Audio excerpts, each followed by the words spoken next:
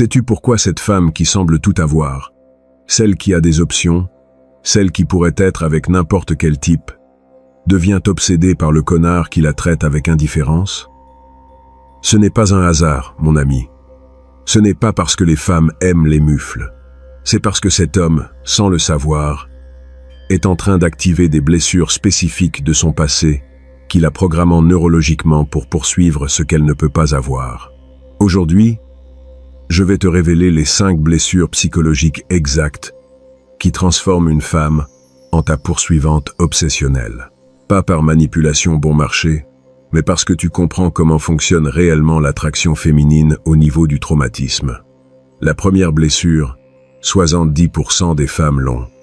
La troisième est si sombre que quand tu la comprendras, tu vas voir les relations de façon totalement différente. Et la cinquième, mon ami, celle-là est tellement tordue que je la garde pour la fin parce qu'elle peut littéralement faire qu'une femme te supplie à genoux sans que tu bouges un doigt. Mets un like maintenant parce que ce qui vient, tu ne le trouveras nulle part ailleurs. La première blessure est la plus commune et la plus dévastatrice. L'abandon paternel. Et je ne me réfère pas seulement au fait que son papa soit parti physiquement, mon ami. Je me réfère à des pères qui étaient là, mais émotionnellement absents. Des papas qui travaillaient toute la journée et n'ont jamais eu une conversation réelle avec leur fille. Des papas qui la remarquaient seulement quand elle avait de bonnes notes, mais ignoraient ses émotions. Des papas qui étaient plus engagés avec leur carrière, leur entreprise, leurs ambitions, qu'à créer un lien authentique avec elle. Cette absence émotionnelle crée un vide psychologique spécifique dans son développement qui va la poursuivre toute sa vie adulte. Voici la science brutale derrière cela. Durant l'enfance, le père est le premier homme qui enseigne à une fille ce qu'elle doit attendre des hommes. Si ce premier homme l'a valorisée, l'a écoutée, l'a fait se sentir importante, son cerveau apprend que les hommes doivent lui donner cette attention. Mais si ce premier homme l'a ignorée, a été absent, ou l'a remarqué seulement conditionnellement, son cerveau apprend quelque chose de complètement différent. L'amour masculin est rare et doit se gagner par un effort extrême. Cette programmation ne disparaît pas quand elle grandit. Elle devient son modèle d'attraction dominant. Maintenant, c'est ici que 99% des hommes merdent complètement. Quand ils rencontrent une femme avec cette blessure, ils font exactement l'opposé de ce qui active son attraction. Ils lui donnent toute leur attention immédiatement. Ils sont toujours disponibles. Ils répondent à chaque message en 3 minutes. Ils annulent leur plan pour la voir. Basiquement, ils lui donnent le père émotionnellement présent qu'elle n'a jamais eu. Et que se passe-t-il? Zéro attraction. Son cerveau ne reconnaît pas ce modèle comme de l'amour. Il le reconnaît comme quelque chose d'étrange et d'antinaturel qui ne coïncide pas avec sa programmation. Mais quand toi, consciemment ou non, tu répliques le modèle de son père, quelque chose s'active dans son système limbique. Quand tu es disponible, mais avec des limites clés. Quand tu lui donnes de l'attention, mais pas toute ton attention. Quand tu as ta vie, tes projets, tes ambitions qui parfois t'importent plus qu'elle. Quand parfois tu la remarques profondément et d'autres fois tu es concentré sur tes affaires. Tu es en train de reproduire le modèle exact que son cerveau associe avec un homme valeureux. Et voici la partie la plus sombre. Elle ne peut pas l'éviter. Ce n'est pas une décision consciente. C'est une réponse neurologique programmée par des milliers d'heures d'interaction avec son père absent. La stratégie spécifique pour activer cette blessure n'est pas d'être un fils de pute. C'est d'être un homme avec un but authentique qui a une vie au-delà d'elle. Quand tu lui écris, tes messages sont présents, mais bref. Je suis sur quelque chose d'important là tout de suite. On se parle après. Quand vous êtes ensemble, tu lui donnes une attention complète pour des périodes spécifiques, mais ensuite tu te concentres sur ton travail, ta salle de sport, ton business. Elle commence à travailler pour ton attention de la même façon qu'elle travaillait pour l'attention de son père. Et chaque fois qu'elle réussit à capter ta concentration, son cerveau libère une dopamine massive parce qu'elle gagne enfin ce qu'elle n'a jamais pu gagner enfant. Les phrases exactes qui activent cette blessure sans être cruelles. J'aime être avec toi, mais j'ai plusieurs choses importantes à gérer cette semaine. Tu es importante pour moi, mais mon projet actuel l'est aussi. Je valorise notre temps ensemble, c'est pour ça que je ne le mélange pas avec le travail. Tu notes le modèle? Ce n'est jamais un rejet total. C'est une priorisation visible. Elle voit que tu as une hiérarchie de valeurs où elle est importante. Mais tu n'es pas tout. Cela réplique parfaitement la dynamique avec son père, où elle était importante, mais jamais la priorité numéro 1. Et son cerveau interprète ça comme l'amour familier qu'elle doit poursuivre.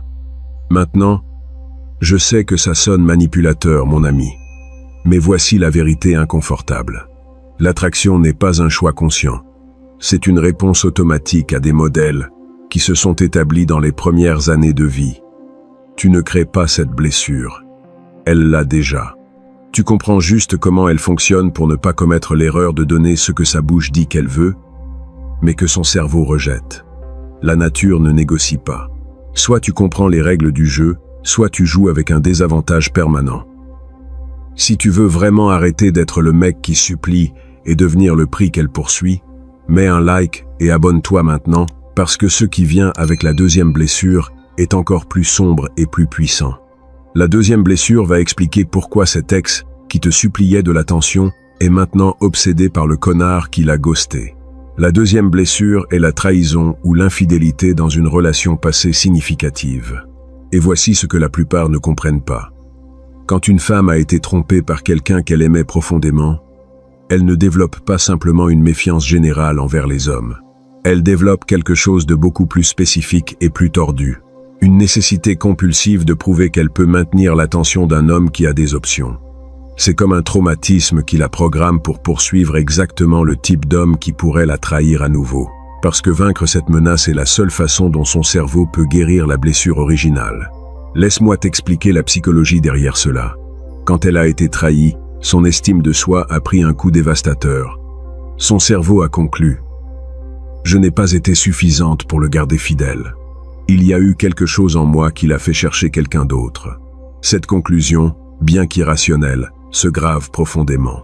Maintenant, des années plus tard, quand elle rencontre un homme qui a clairement des options que d'autres femmes désirent, qui pourrait facilement chercher quelqu'un d'autre, quelque chose s'active. Son cerveau dit « Si je peux garder cet homme fidèle, si je peux être suffisante pour quelqu'un qui a toutes les options, finalement je prouve que ce n'était pas ma faute. Finalement, je guéris la blessure. » C'est ici que les bêtas se foutent complètement dedans. Quand ils rencontrent une femme avec cette blessure, ils essaient de démontrer qu'ils sont différents. « Moi, je ne suis pas comme ton ex. Moi, je ne te ferai jamais ça. Tu es la seule pour moi. » Ils éliminent toute indication qu'ils ont des options. Ils arrêtent de parler avec d'autres femmes. Ils effacent leurs ex des réseaux sociaux. Basiquement, ils se castrent socialement pour la faire se sentir en sécurité. Résultat, elle perd tout intérêt. Pourquoi? Parce qu'un homme sans option ne peut pas guérir sa blessure. Si tu n'as pas d'option, maintenir ta fidélité n'a pas de valeur. C'est comme gagner une compétition où elle est la seule participante. Mais quand toi, stratégiquement, tu maintiens une évidence visible que tu as de la valeur sur le marché sexuel, tout change. Tu n'es pas infidèle ni irrespectueux. Simplement, tu ne caches pas le fait que d'autres femmes te trouvent attirant. Tu maintiens des amitiés féminines platoniques. Tu as des conversations avec des serveuses ou des caissières qui apprécient clairement de parler avec toi. Ton Instagram montre une vie sociale où il y a des femmes présentes. Des commentaires occasionnels de femmes sur tes publications. Rien d'explicite. Rien qui franchisse les lignes. Mais assez pour que ce soit clair. Cet homme a des options. Et il est en train de me choisir moi. Cette dynamique active sa blessure de trahison de façon à la faire te poursuivre obsessionnellement. Chaque jour où tu es avec elle, pouvant être avec d'autres, est une validation dont son cerveau a désespérément besoin. Chaque fois qu'une autre femme montre de l'intérêt et que tu le remarques, mais ne le poursuis pas, elle est en train de gagner la compétition que sa blessure a besoin de gagner pour guérir. Son cerveau est constamment en train de vérifier. Suis-je suffisante pour cet homme qui a des options? Et tant que la réponse sera jusqu'à maintenant oui, elle investira un effort massif pour maintenir cette réponse positive. Les phrases et comportements spécifiques qui activent cette blessure. Quand une autre femme te drague devant elle, tu ne feins pas que ça ne s'est pas passé. Tu la reconnais brièvement, mais ensuite tu retournes l'attention à ta copine. C'était agréable, Mais je suis ici avec toi. Quand tu parles de ton passé, tu n'effaces pas toutes tes ex du récit. J'ai eu des relations qui n'ont pas fonctionné, mais elles m'ont appris ce que je cherche réellement. Quand elles demandent, peu sûr, si d'autres femmes te semblent attirantes, tu ne mens pas. Il y a des femmes attirantes partout, mais j'ai choisi d'investir mon temps avec toi pour des raisons spécifiques. Tu vois la différence? Tu n'es pas en train de nier ta valeur, ni de cacher que tu as des options. Tu es en train de confirmer que tu les as, mais que consciemment tu l'as choisie elle. C'est exactement ce dont sa blessure a besoin pour guérir. Et tant qu'elle sentira qu'elle est en train de gagner cette compétition contre des options réelles, son cerveau libérera de l'ocytocine massive chaque fois que tu seras avec elle. Elle devient littéralement accro à la validation d'être choisie par quelqu'un qui pourrait en choisir d'autres. Maintenant, je comprends que cela peut te paraître cruel, mon ami, mais la vérité est celle-ci. Elle a déjà cette blessure. Tu ne l'as pas créée. Et sa blessure va chercher à guérir d'une façon ou d'une autre. Elle peut chercher à guérir avec un homme qui comprend la dynamique et la gère avec respect, ou elle peut chercher à guérir avec un véritable fils de pute qui va la trahir encore une fois parce qu'il n'a réellement pas d'autocontrôle. Lequel préfères-tu être? L'homme qui comprend sa psychologie et lui donne le cadre pour guérir à l'intérieur d'une relation saine, ou l'ignorant qui la pousse vers des hommes authentiquement toxiques parce que tu ne comprends pas comment fonctionne son attraction? Machiavel a écrit il y a 500 ans que les hommes sont plus affectés par ce qu'ils observent que par ce qu'ils écoutent. Ça s'applique parfaitement ici. Elle peut t'écouter dire 1000 fois tu es la seule. Mais si elle observe le comportement d'un homme sans option, ses actions détruisent tes mots. La stratégie intelligente n'est pas de feindre des options que tu n'as pas.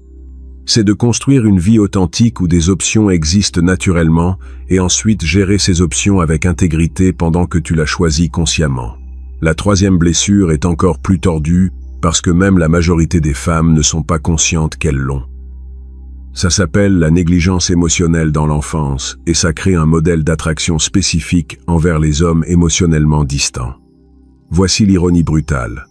La femme qui a le plus besoin de connexion émotionnelle profonde est celle qui se sent le plus attirée vers des hommes qui ne la fournissent pas. Pourquoi? Parce que son cerveau a appris dans l'enfance que l'amour signifie travailler intensément pour des miettes de validation émotionnelle. Laisse-moi t'expliquer comment se forme cette blessure. Imagine une petite fille dont les parents fournissaient tout matériellement. Maison, nourriture, école privée, voyage en famille, mais émotionnellement ils étaient froids ou indifférents. Quand elle arrivait en pleurant parce que quelque chose l'avait blessée, il lui disait « Ce n'est pas grand-chose, passe à autre chose ». Quand elle partageait une émotion sur quelque chose qu'elle avait réussi, la réponse était « Bien, maintenant concentre-toi sur la suite ». Ces émotions étaient constamment minimisées, ignorées ou invalidées. Il n'y a pas eu d'abus actif, juste une absence de validation émotionnelle. Cette petite fille grandit avec un cerveau qui a appris. Les émotions sont un fardeau, la vulnérabilité est une faiblesse, et l'amour réel vient de personnes qui sont difficiles à lire émotionnellement. Son modèle d'attraction se calibre spécifiquement vers des hommes qui répliquent cette froideur émotionnelle. L'homme qui est disponible émotionnellement, qui valide ses sentiments, qui montre de la vulnérabilité, lui paraît faible ou nécessiteux. Mais l'homme qui est difficile à lire, qui ne réagit pas fortement à ses émotions, qui maintient une posture stoïque, active son attraction viscérale. C'est ici que les hommes bons se détruisent. Quand ils rencontrent une femme avec cette blessure, ils croient qu'en étant émotionnellement ouverts et validants, ils vont gagner son cœur. Ils lui disent constamment « Tes sentiments m'importent ». Ils répondent à chaque changement émotionnel de sa part avec une attention complète. Ils partagent leur propre vulnérabilité en pensant que cela crée de la connexion. Et elle fuit. Pourquoi? Parce que son cerveau ne reconnaît pas cela comme de l'amour masculin. Il le reconnaît comme quelque chose d'antinaturel, qui déclenche des alarmes. Mais quand toi tu maintiens une stabilité émotionnelle, peu importe sa turbulence, quelque chose de magique se passe. Quand elle passe une mauvaise journée et projette de la frustration sur toi, au lieu de te mettre sur la défensive ou de la survalider, tu restes simplement calme. Je comprends que tu as eu une journée difficile. Tu as besoin d'espace ou tu veux de la compagnie en silence. Quand elle partage un drame émotionnel, en espérant que tu entres dans le drame avec elle, tu le reconnais sans t'y accrocher. Ça sonne compliqué. Qu'est-ce que tu vas faire? Tu n'es pas froid ni cruel. Tu es émotionnellement stable. Et cette stabilité est exactement ce que sa blessure cherche compulsivement. La stratégie spécifique est ce que j'appelle la validation calibrée avec distance émotionnelle. Tu valides qu'elle a le droit de ressentir ce qu'elle ressent, mais tu n'entres pas dans les montagnes russes émotionnelles avec elle. Ça fait sens que tu te sentes comme ça étant donné la situation. Point.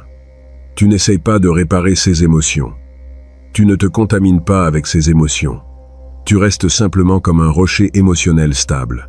Et voici le brutal. Plus tu restes stable, pendant qu'elle est instable, plus elle travaillera pour capter ta réaction émotionnelle. Elle cherche la validation émotionnelle qu'elle n'a jamais reçue de ses parents. Et l'homme qui la lui refuse partiellement, pas complètement, mais partiellement, devient sa fixation. Les phrases exactes. Je respecte que tu te sentes comme ça, mais moi je vois la situation différemment. Je comprends ta perspective, bien que je ne la partage pas. C'est ok que tu sois fâché. Préviens-moi quand tu voudras parler calmement. Note le modèle. Tu n'invalides jamais ses émotions directement, mais tu ne les adoptes pas non plus comme les tiennes. Tu maintiens ton centre émotionnel séparé du sien. Cela crée une dynamique où elle poursuit ta validation émotionnelle, parce que tu ne la donnes pas automatiquement. Maintenant, je veux que tu participes, mon ami. Dans les commentaires, dis-moi, qu'est-ce qui génère le plus d'obsession selon toi? A. Maintenir une stabilité émotionnelle totale, peu importe son drame. B. Valider ses émotions complètement et partager les tiennes. Écris A ou B et explique rapidement pourquoi. Nous allons voir quelle stratégie écrase tout dans cette vidéo. La 4e blessure est la honte ou le sentiment de ne pas être suffisante. Et celle-ci est particulièrement commune chez les femmes qui ont grandi avec une critique constante ou avec des standards impossibles à atteindre. Peut-être que ses parents étaient perfectionnistes, que rien n'était assez bon. Peut-être que c'était du harcèlement à l'école qui l'a fait se sentir moins que les autres. Peut-être que c'était une comparaison constante avec une sœur plus brillante ou plus jolie. Quelle que soit l'origine, elle a développé la croyance centrale qu'elle est fondamentalement insuffisante ou défectueuse. Voici l'ironie psychologique dévastatrice. La femme avec une blessure de honte se sent plus attirée vers des hommes qui ne la valident pas complètement. Pourquoi cette contradiction? Parce que la validation complète et immédiate d'un homme qui vient de la rencontrer n'est pas crédible pour son système de croyance. Son cerveau dit « S'il me valide autant sans me connaître réellement, ça signifie que son standard est bas, ce qui confirme que je suis de faible valeur. C'est tordu, mais c'est réel. » Mais quand un homme de haute valeur montre un intérêt mesuré, son cerveau dit « S'il est sélectif et qu'il me donne quand même une opportunité, peut-être que oui, j'ai de la valeur. » Les bêtas face à cette blessure font le pire. Bombardement de validation. Tu es belle, tu es intelligente, tu es parfaite, tu es incroyable. Ils pensent qu'en montant son estime de soi, ils vont gagner son attraction. Effet opposé. Chaque compliment excessif confirme dans son esprit. Cet homme a des standards bas. C'est pour ça qu'il me trouve précieuse. Ça signifie que je ne suis pas précieuse pour les hommes avec des standards élevés. Sa blessure de honte s'approfondit au lieu de guérir. Mais quand toi tu montres un intérêt calibré avec des standards visibles, tout change. Quand tu la rencontres, tu ne la bombardes pas de compliments. Tu remarques quelque chose de spécifique, mais tu n'exagères pas. Tu as une façon intéressante de voir les choses. Quand vous sortez, tu montres que tu as des critères. Tout ce qu'elle fait ne te fascine pas. Certaines choses te plaisent authentiquement. D'autres sont neutres. Et occasionnellement, tu signales quelque chose où vous n'êtes pas aligné. Je ne partage pas cette opinion, mais je respecte que tu l'aies. Ce calibrage fait quelque chose de puissant dans sa psychologie. Il lui démontre que ta validation a une valeur réelle, parce que tu ne la donnes pas indistinctement. Quand tu la loues authentiquement, cela signifie quelque chose parce qu'elle sait que tu es sélectif. J'aime comment tu as géré cette situation. Ça a montré une intelligence émotionnelle réelle. Ce compliment spécifique et gagné vaut plus pour sa blessure que 100 compliments génériques. Et voici la clé. Chaque fois qu'elle gagne ta validation sélective, son cerveau dit « Peut-être que oui, je suis suffisante. Mais tu ne lui donnes jamais tant de validation qu'elle se sente complètement en sécurité. Il y a toujours quelque chose de plus qu'elle peut améliorer, quelque chose de plus qu'elle peut faire pour gagner plus de ton approbation. La stratégie est de maintenir ce que j'appelle la validation intermittente avec des standards clairs. Tu n'es pas cruel ni critique, mais tu n'es pas non plus un cheerleader inconditionnel. Tu as des standards visibles, et quand elle les atteint, tu le reconnais authentiquement. Quand elle ne les atteint pas, tu ne feins pas que si. J'apprécie l'effort, mais je sais que tu peux faire mieux. Ça n'a pas été ton meilleur moment, mais nous avons tous ces jours-là.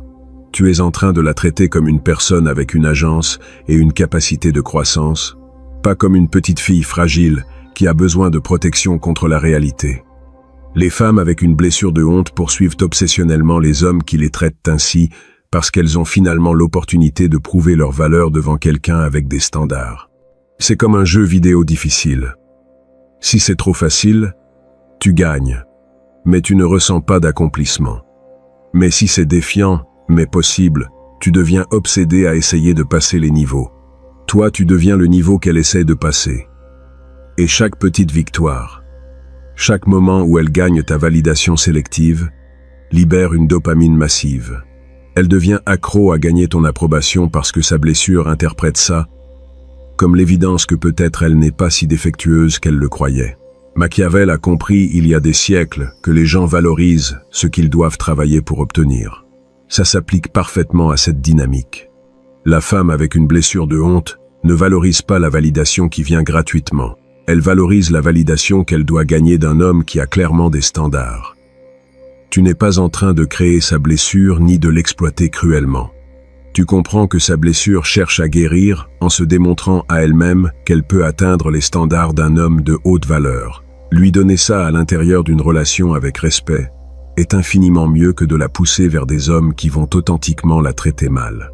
Et maintenant nous arrivons à la 5e blessure, la plus sombre, la plus puissante, et celle qui peut faire qu'une femme te supplie littéralement à genoux. Cette blessure est la perte de contrôle ou l'impuissance dans une situation critique du passé. Peut-être que c'était un abus où elle n'a pas pu se défendre. Peut-être que c'était une trahison où elle n'a pas vu les signes. Peut-être que c'était la perte d'un être cher où elle n'a rien pu faire. L'origine spécifique varie, mais le résultat est le même. Elle a développé une nécessité compulsive de contrôler son environnement et les personnes dedans pour ne plus jamais se sentir impuissante. Voici la psychologie tordue mais réelle.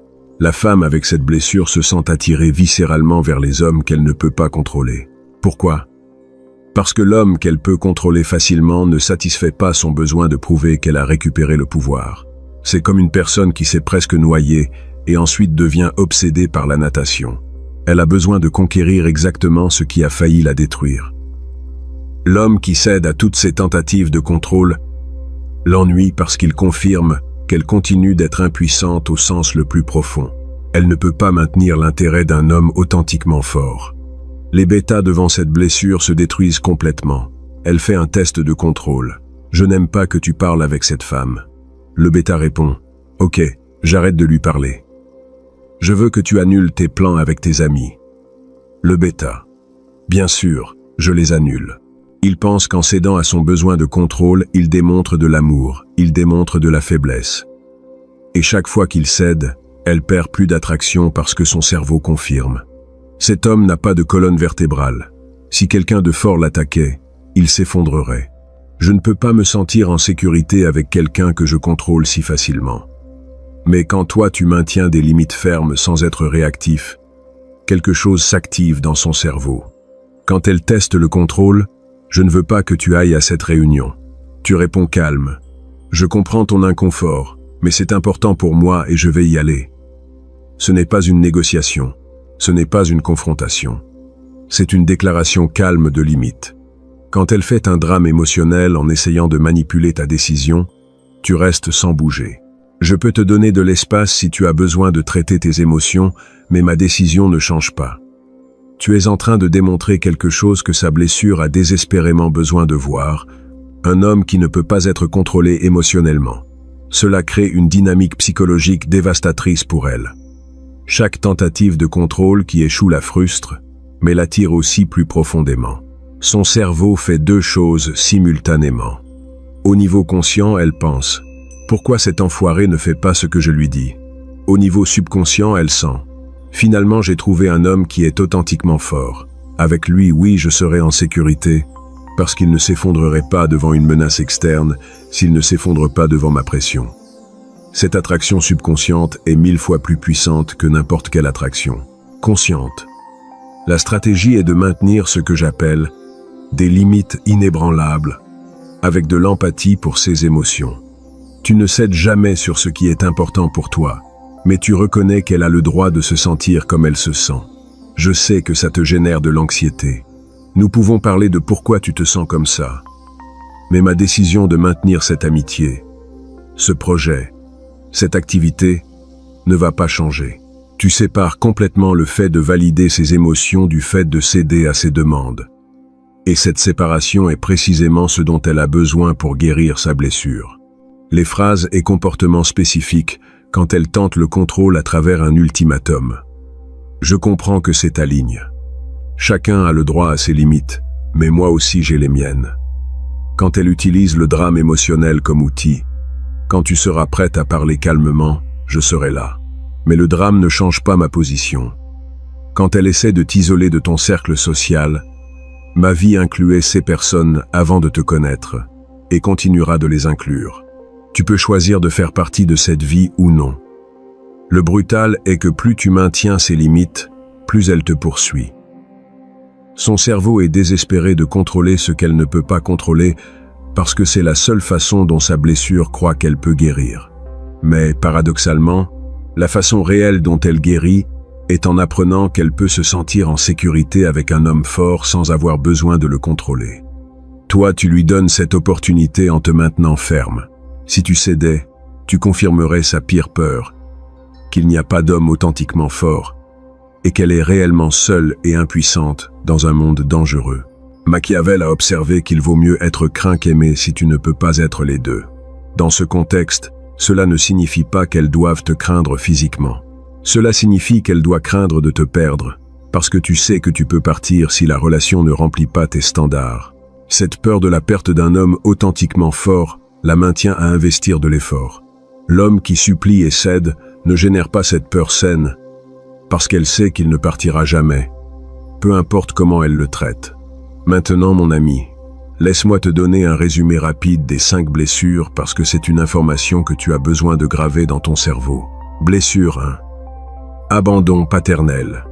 Tu actives en étant un homme avec un but qui a une vie au-delà d'elle. Blessure 2. Trahison passée. Tu actives en maintenant une évidence visible que tu as des options, mais que consciemment tu l'as choisi. Blessure 3. Négligence émotionnelle. Tu actives en étant un rocher de stabilité émotionnelle, peu importe sa turbulence. Blessure 4. Honte. Tu actives en ayant des standards clairs et en donnant une validation sélective qui doit se gagner. Blessure 5.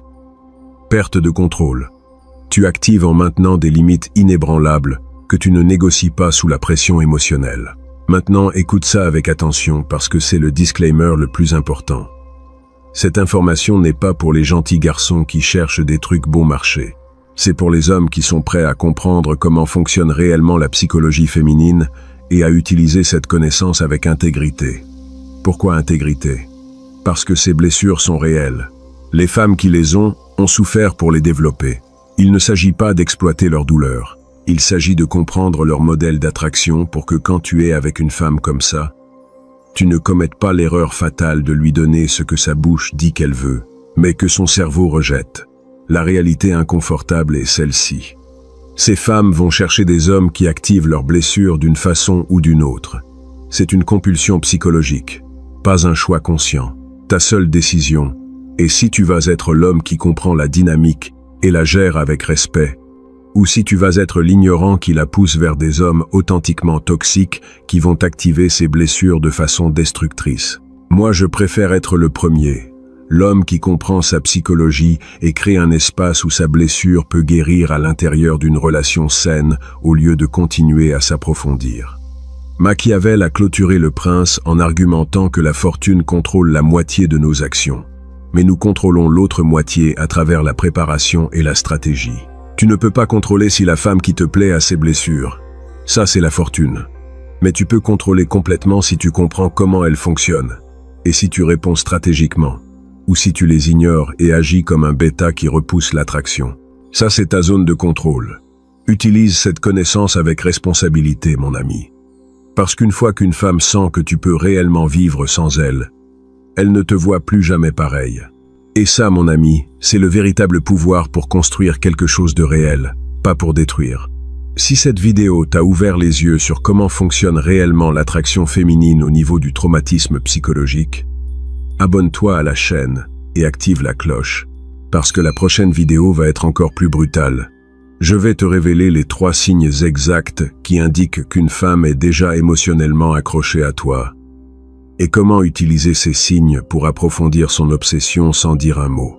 On se voit là-bas, mon ami, et rappelle-toi, le cadre est à toi, ou il est à elle, jamais des deux. La nature ne négocie pas. Soit tu comprends les règles du jeu, soit tu joues avec un désavantage permanent. La décision est la tienne.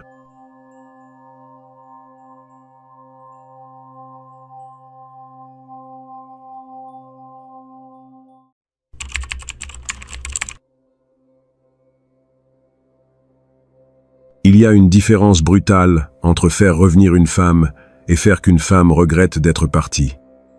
La plupart des hommes cherchent seulement à la récupérer, en suppliant, en poursuivant, en essayant de la convaincre qu'elle a commis une erreur. Mais il existe une approche psychologique dévastatrice qui non seulement la fait revenir, mais qui la détruit émotionnellement sous le poids du regret. Cela la fait se réveiller à 3 heures du matin en pensant à ce qu'elle a perdu. Cela lui fait voir ta photo et ressentir une douleur physique dans la poitrine. Cela lui fait se demander comment elle a pu être si stupide de s'éloigner de l'homme que maintenant d'autres femmes poursuivent. Aujourd'hui, je vais te révéler exactement comment transformer sa décision de s'éloigner en la pire décision qu'elle n'ait jamais prise. Mets un like à cette vidéo, parce que ce qui vient est si psychologiquement puissant que tu devras utiliser cette connaissance avec responsabilité. Laisse-moi commencer par une vérité que la plupart des hommes ne comprennent jamais. Aussi, dans les commentaires épinglés de cette vidéo, je vous ai mis à disposition le guide ultime pour maîtriser l'art de parler aux femmes. Vous y trouverez toutes les clés essentielles pour enfin communiquer avec assurance et efficacité. Le regret ne vient pas des mots. Tu ne peux pas faire que quelqu'un regrette en argumentant logiquement qu'il a commis une erreur. Le regret authentique, celui qui fait mal au plus profond, celui qui garde quelqu'un éveillé la nuit, vient uniquement d'une source. Voir de ses propres yeux la preuve irréfutable que ce qu'ils ont perdu était plus précieux que ce qu'ils avaient calculé. C'est la différence entre dire à quelqu'un qu'il a commis une erreur contre lui démontrer si viscéralement que son erreur lui a coûté quelque chose d'irremplaçable qu'il ne peut pas échapper à cette réalisation. Quand une femme s'éloigne de toi, son cerveau est en train de faire un calcul économique émotionnel. Elle pèse ta valeur contre le coût de te garder dans sa vie. Elle a conclu, correctement ou incorrectement, que ce calcul ne favorisait pas le fait de rester. Peut-être qu'elle a perçu du besoin en toi. Peut-être qu'elle a remarqué que tu investissais disproportionnellement plus d'efforts. Peut-être que ta disponibilité constante l'a fait te classer comme sûr et prévisible, au lieu de stimulant et précieux. Quel que soit son raisonnement spécifique, le résultat est que son cerveau a décidé que perdre ta présence était un coût acceptable. Ton travail maintenant n'est pas de la convaincre que son calcul était incorrect. Ton travail est de changer si dramatiquement les variables du calcul que quand elle le recalculera des semaines ou des mois plus tard, le résultat la frappera comme un camion. Que son cerveau crie « Tu as commis une erreur dévastatrice ». Cela requiert quelque chose que la plupart des hommes n'ont pas. Une discipline brutale pour exécuter une transformation authentique tout en maintenant une absence totale envers elle. Machiavel a compris quelque chose de fondamental sur le pouvoir et le regret. Il a écrit que les hommes offensent plus facilement ceux qu'ils aiment que ceux qu'ils craignent. Il décrivait une vérité psychologique profonde. Les gens ne ressentent un regret authentique que lorsqu'ils perçoivent qu'ils ont perdu quelque chose qu'ils ne peuvent pas récupérer facilement. Si elle sait qu'elle peut revenir quand elle veut, et que tu seras là à attendre les bras ouverts, il n'y a pas de regret possible. Il y a peut-être un peu de nostalgie, peut-être un peu de culpabilité superficielle, mais pas le regret viscéral et douloureux que tu cherches à créer. Ce type de regret ne vient que lorsqu'elle perçoit que la porte qu'elle supposait ouverte en permanence est maintenant fermée. Et de l'autre côté, il y a quelque chose d'incroyablement précieux qu'elle ne peut plus atteindre. Alors, comment crées-tu exactement ces conditions psychologiques? Il y a un système de 4 piliers qui doivent être exécutés simultanément et implacablement. Chaque pilier construit sur le précédent et en sauter un détruit complètement l'efficacité. Je vais t'expliquer chacun dans un détail brutal parce que les détails sont là où se gagnent ou se perdent ces batailles psychologiques. Pilier 1. Disparition fantôme absolue. Tu ne cesses pas seulement de la chercher. Tu disparais de sa réalité comme si tu n'avais jamais existé. 0 message, 0 appel. 0 apparition dans ces espaces numériques. 0 mention dans des conversations avec des amis communs. 0 réaction à quoi que ce soit qu'elle publie. Si quelqu'un de son cercle social te demande, ta réponse est si neutre qu'elle est ennuyeuse. Chacun a suivi son chemin. Je suis concentré sur mes affaires. Rien de plus. Sans émotion. Sans dramatisation. Sans signe de douleur ou de colère. Seulement une absence froide et totale. Pourquoi est-ce le premier pilier? Parce que le regret requiert une perte permanente perçue. Si tu maintiens n'importe quel type de présence dans sa vie, si elle peut surveiller ton état émotionnel à travers les réseaux sociaux, si tu continues d'être une partie de son paysage social, elle ne percevra jamais de perte réelle. Elle percevra seulement une distance temporelle qu'elle peut fermer quand ça l'arrange. L'absence fantôme lui nie complètement ce confort. Soudainement, toi, qui avais été une partie constante de sa réalité, tu as simplement cessé d'exister. Son cerveau ne peut pas traiter cela facilement parce que les humains détestent les fins abruptes sans clôture. Elle dépensera une énergie mentale massive à essayer de remplir ce vide d'informations. Pilier 2. Transformation visible extrême. Pendant que tu maintiens une absence totale envers elle, tu lances la version la plus agressive d'amélioration personnelle que tu n'aies jamais tentée. Ce n'est pas une amélioration superficielle, c'est une réinvention fondamentale. Physiquement, tu transformes ton corps de façons qui sont indéniablement visibles. Pas seulement aller à la salle de sport occasionnellement, mais s'entraîner avec une intensité qui produit des résultats évidents en 8 à 12 semaines. Professionnellement, tu accomplis quelque chose de significatif. Une promotion, un projet réussi, un business parallèle qui génère des résultats, quelque chose de concret que tu peux montrer. Socialement, tu étends ton cercle dramatiquement. Nouveaux amis, nouvelles activités, preuves photographiques d'une vie riche et abondante. Tout cela doit être visible sur tes plateformes sociales, mais jamais dirigé vers elles, ni en la mentionnant. Tu publies parce que tu es authentiquement en train de documenter ta transformation, pas parce que tu essaies qu'elle le voie. Cette distinction est cruciale. Si tu publies avec l'intention qu'elle voie, ton énergie sera nécessiteuse et transparente. Si tu publies parce que tu vis authentiquement une vie qui vaut la peine d'être documentée, ton énergie sera authentique et magnétique. Pourquoi une transformation extrême au lieu d'une amélioration graduelle? Parce que le regret requiert un contraste dramatique. Si elle te voit t'améliorer un peu, elle pensera il progresse. Bien pour lui. Mais si elle te voit transformer si radicalement que tu sembles être une personne complètement différente, son cerveau ne peut pas éviter la question dévastatrice.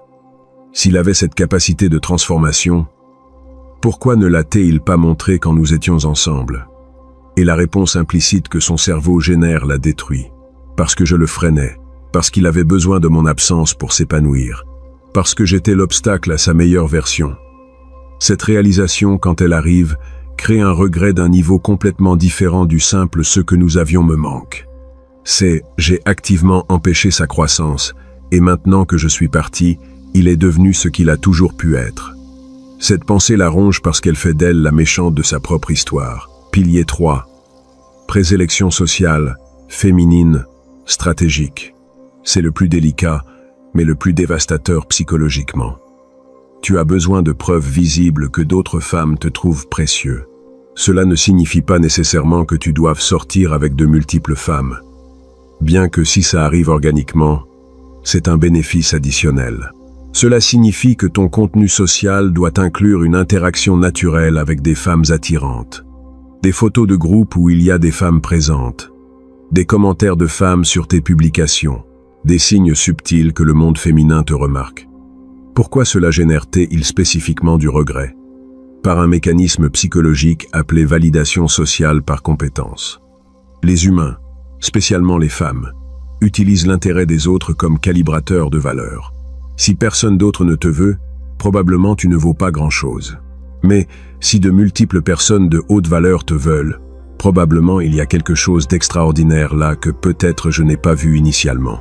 Quand elle voit la preuve que d'autres femmes te trouvent désirable, deux choses se produisent simultanément dans son cerveau.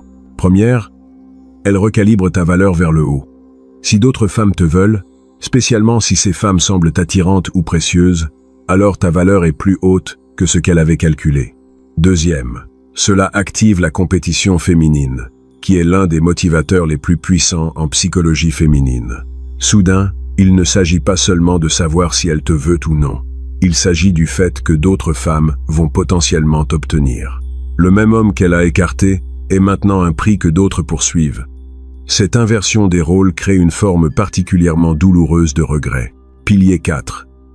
Élévation de statut perçue dans les cercles partagés. Si vous avez n'importe quel type de cercle social partagé, amis communs, collègues, connaissances, tu as besoin que ces personnes commencent à parler de toi différemment. Non pas parce que tu parles de toi-même, ce serait contre-productif, mais parce que ton comportement cohérent leur donne une nouvelle information sur qui tu es. Quand ils te demandent sur la situation avec elle, ta réponse doit communiquer que tu es passé à autre chose complètement. C'était bien tant que ça a duré. Je suis concentré sur des choses plus importantes maintenant. Quand ils te voient dans des événements sociaux, ton énergie doit être celle de quelqu'un qui profite de sa vie pleinement, conversant, riant, connectant avec les autres, zéro signe d'être en train de souffrir ou d'attendre qu'elle revienne. Cela crée quelque chose de psychologiquement puissant. Les personnes dans son cercle commenceront à te mentionner de façon qui élève ton statut. Je l'ai vu l'autre jour. Il a l'air incroyable. On dirait qu'il réussit très bien. Il est sorti avec des gens intéressants dernièrement. Cette information lui arrivera finalement à travers des tiers. Et l'information de tiers est infiniment plus puissante que n'importe quoi que tu pourrais lui dire directement. Quand son ami lui dit « Dis donc ton ex, waouh, il est vraiment à un autre niveau maintenant », cela a un poids psychologique qu'aucune autopromotion de ta part ne pourrait générer. Et chaque pièce d'information qu'elle reçoit construit le récit qui crée le regret.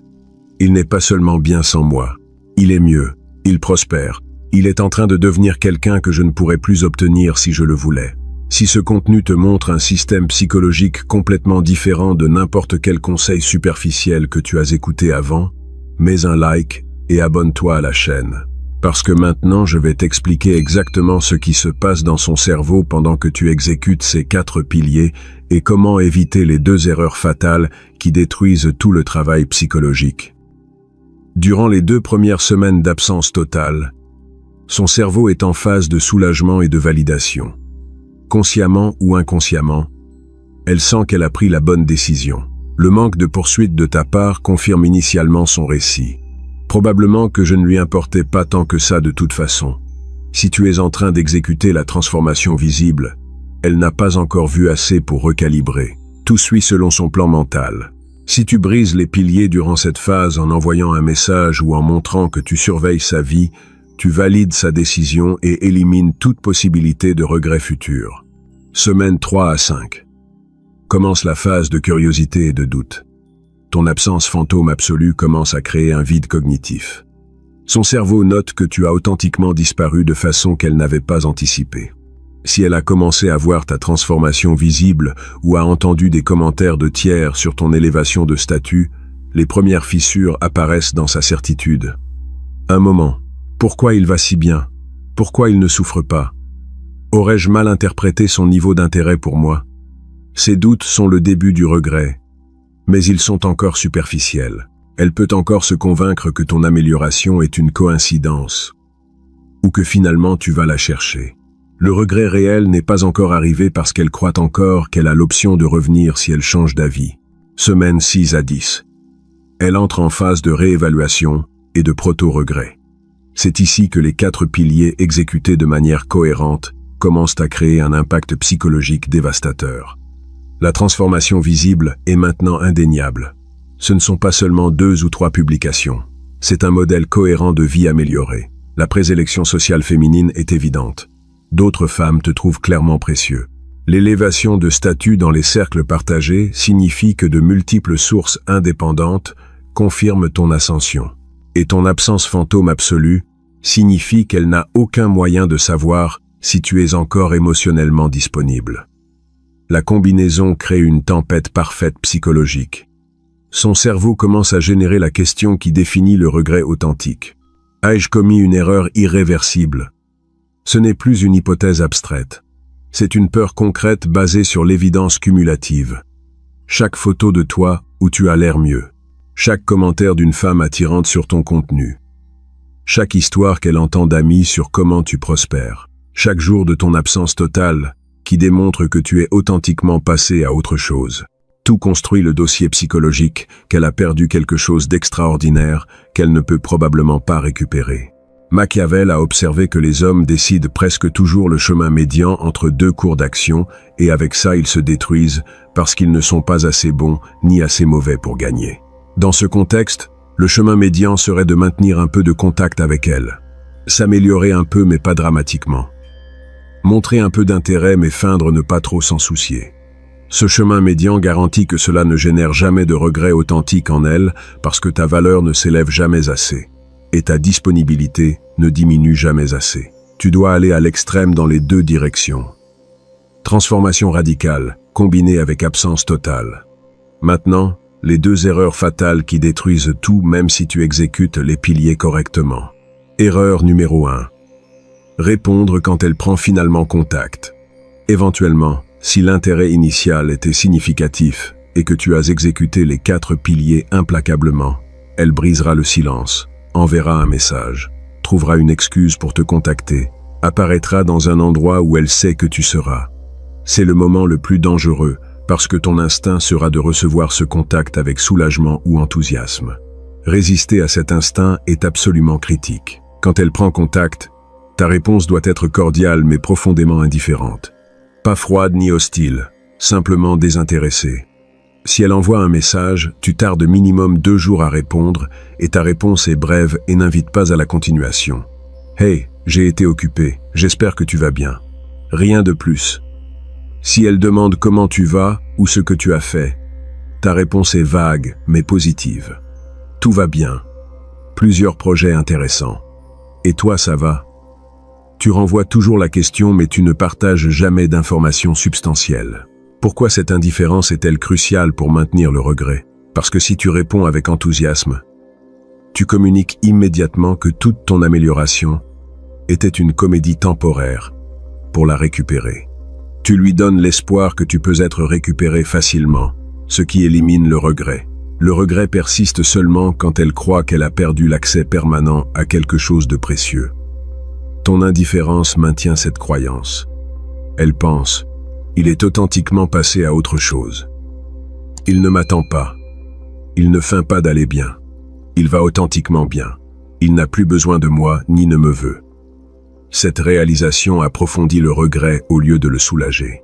Erreur numéro 2, céder et revenir à la dynamique antérieure si elle pousse assez. Certaines femmes, quand le regret les frappe fort, pousseront intensément pour reconnecter. Message émotif, déclaration qu'elle a commis une erreur, proposition de se voir. La tentation d'accepter immédiatement et de revenir à comment étaient les choses est énorme. Résister à cette tentation sépare les hommes qui comprennent la psychologie à long terme de ceux qui cherchent seulement la gratification immédiate. Si elle revient, elle doit revenir à des termes complètement différents. Tu ne l'attends pas les bras ouverts. Tu as une vie qui fonctionne parfaitement sans elle. Elle a besoin de démontrer pourquoi elle mérite une place dans cette vie améliorée. Cela signifie que l'investissement doit être dramatiquement de son côté au début. Elle propose des plans. Elle initie les conversations. Elle fait le travail de reconnecter. Tu participes, mais sans urgence ni besoin. Et crucialement, si à un moment donné tu redeviens l'homme que tu étais avant, celui qui investissait plus, celui qui était plus disponible, celui qui avait besoin de sa validation, son regret s'évaporera instantanément. Elle pensera, voilà l'homme réel sous la façade améliorée. Il n'a pas changé authentiquement. Il a juste joué la comédie pour me récupérer. Et non seulement tu perdras le regret que tu as créé, tu confirmeras que sa décision originale de s'éloigner était correcte. Maintenant, je veux que tu participes. Quand elle brise finalement le silence après des semaines de ta transformation, quelle réponse génère le plus de regrets durables? A. Réponse immédiate, mais brève et neutre, montrant que tu es passé à autre chose. B. Attendre 2 jours complets avant de répondre brièvement et sans intérêt de continuer la conversation. Écris A ou B dans les commentaires et explique rapidement ton raisonnement. Je veux voir quelle stratégie gagne dans cette vidéo. Laisse-moi partager un cas réel qui illustre le pouvoir dévastateur de ce système quand il s'exécute sans compromis. Une de mes connaissances avait été avec une femme pendant 5 mois. Connexion intense, beaucoup d'alchimie, projet d'avenir. Elle a graduellement commencé à s'éloigner, créant de la distance émotionnelle, jusqu'à ce qu'elle termine finalement la relation. Raison superficielle, j'ai besoin de me concentrer sur moi-même. Raison réelle, elle avait perdu l'attraction parce qu'il était devenu trop disponible, trop complaisant, trop prévisible. Il était détruit initialement. Il voulait la poursuivre, la convaincre, supplier. Je lui ai expliqué ce système de 4 piliers et je lui ai dit qu'il devait l'exécuter avec une intensité qu'il n'avait jamais appliquée à rien. Je lui ai donné un délai de 3 mois minimum avant d'attendre n'importe quel résultat. Pilier 1. Disparition fantôme absolue. Il a bloqué son numéro non pas pour qu'elle ne puisse pas le contacter, mais pour que lui ne puisse pas céder à la tentation de lui écrire. Il l'a éliminé des réseaux sociaux. Il a décliné les invitations à des événements où il savait qu'elle serait. Il a disparu complètement. Pilier 2. Transformation visible extrême. Il a engagé un entraîneur personnel et a suivi un régime brutal d'entraînement 6 jours par semaine. Il a changé complètement son alimentation. En 12 semaines, il a perdu 15 kilos de graisse et a gagné de la masse musculaire visible. Professionnellement, il a pris un projet à haut risque qu'il avait évité et l'a exécuté avec succès, résultant en une reconnaissance significative dans son travail. Socialement, il a rejoint 2 nouveaux groupes, un d'activité de plein air et un autre de networking professionnel, étendant son cercle dramatiquement. Pilier 3. Présélection sociale féminine stratégique. Les nouvelles activités sociales l'ont mis en contact avec de nouvelles femmes. Certaines ont montré de l'intérêt. Il n'a rien poursuivi de sérieux, mais a permis que des interactions naturelles se développent. Des photos d'événements de groupe ont commencé à apparaître sur son Instagram, où il y avait des femmes attirantes présentes.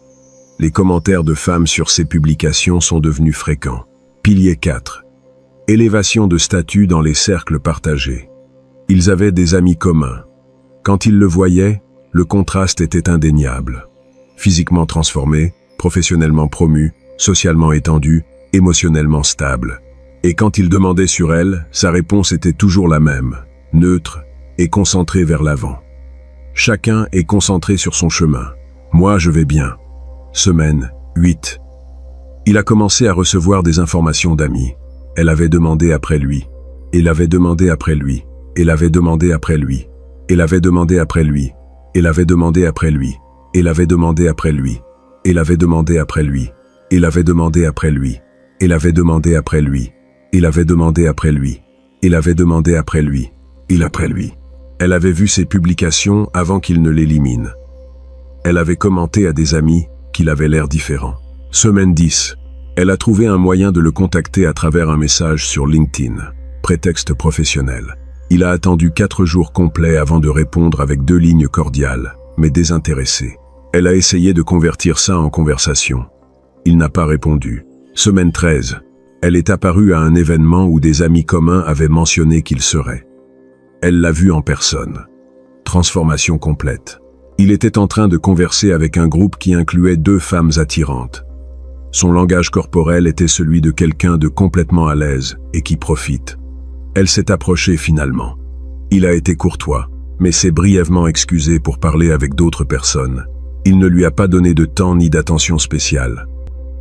Cette nuit-là, elle lui a écrit un long message, expliquant qu'elle avait commis une erreur, qu'elle avait beaucoup pensé à ce qu'ils avaient eu, qu'elle s'était rendu compte de sa valeur quand il était déjà tard. Il a attendu 3 jours avant de répondre. J'apprécie que tu partages ça. Je suis passé à autre chose, et je suis dans un endroit très différent maintenant. Je te souhaite le meilleur.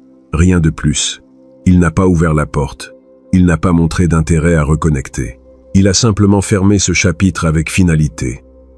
2 semaines plus tard, une amie commune lui a raconté qu'elle était détruite, qu'elle parlait constamment de lui, qu'elle voyait ses publications obsessionnellement depuis un faux compte, qu'elle regrettait profondément de l'avoir laissé partir, qu'elle disait qu'il était devenu celui qui s'est échappé, le standard contre lequel elle mesurerait tous les autres hommes et que probablement aucun n'atteindrait.